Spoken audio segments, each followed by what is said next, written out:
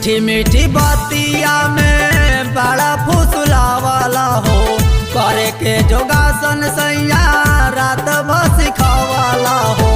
मीठी मीठी बातिया में बड़ा फुसला वाला हो, करे के जोगासन सैया रात भर सिखावाला हो।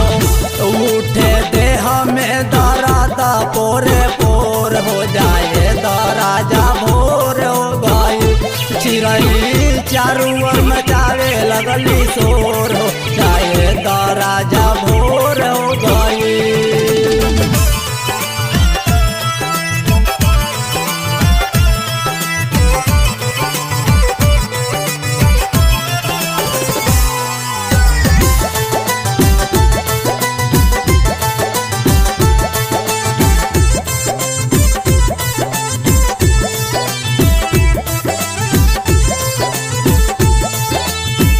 धर थोड़ा धीर सैया रात फेरू आई, करिह कलकारी तहरा जाता ना बुझाई।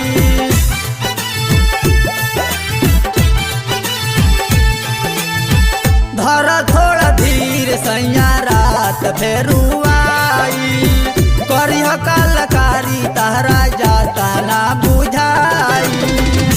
देखा हो गईल सागरो